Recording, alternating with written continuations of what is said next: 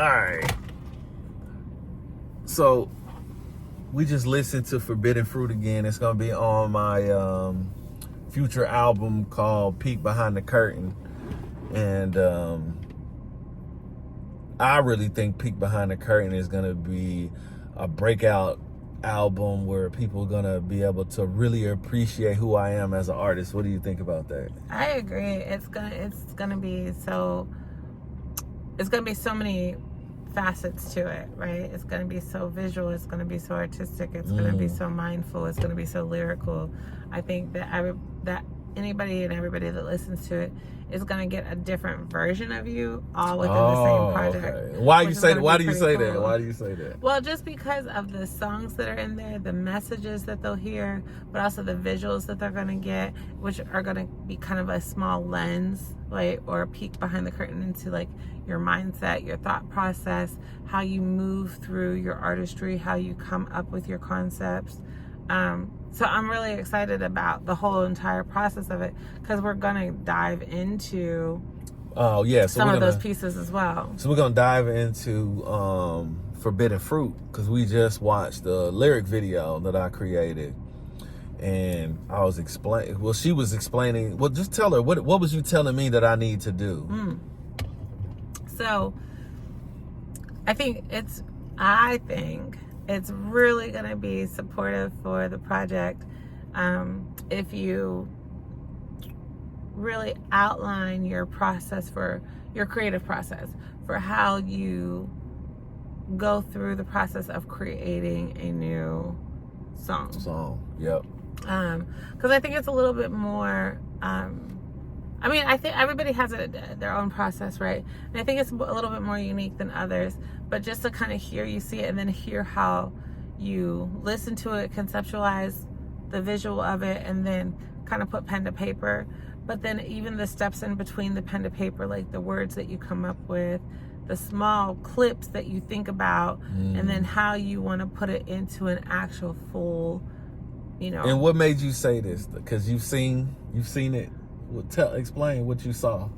Well, just because, like, even in the last day, right? So we were talking yesterday about one of the projects, and I just kind of threw something out there, and then your students had threw something out there, and you had threw something out there.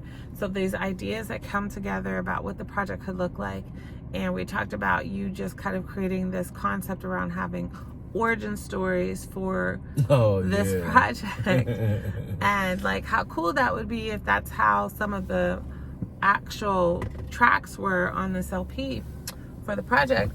And then like literally 24 hours later, you basically, which is today, you basically have a whole song. Yeah, so today I'll let her hear what she said she came up with these concepts, and I ran these concepts by my students, and then by today, which is 24 hours later, I already have over half of a song written. But it's not even that the song was written. This is the part that I really need for people to understand, because this is the reason why I think it's important to share your creative process, because it wasn't just that it was a written song, it's the way it was written. It's written in a way that it is a theatrical story. It's a theatrical storyline with regards to one main character in a series of characters that will show up through this entire LP project for this album. And I don't even want to say too much about it actually, but it's dope. Yeah, you guys are gonna see it. It's dope. I'm gonna be a superhero that turns into a villain. So be on the lookout for this project, because even if my students don't come through, I'm gonna release mine. And just the simple fact that you came up with your hero to villain's origin story, that you came up with the origin story within 24 hours, and then put pen to paper, and then kind of came up with an entire track for it is phenomenal. So that's why I said what I said, because I think it is kind of supportive to the masses and also to your core fans to understand, like, how is it that you really go through your actual development process for each one of your LPs. Right, you're right. So again, back to Forbidden Fruit, we were watching the lyric video and she was talking about this, and I was like, okay, so for me, my creative process always starts with the beat. And when you hear Forbidden Fruit, the beat changes 3 times. So I give you, in the lyric video, 3 different visual representations of what I got from the beat.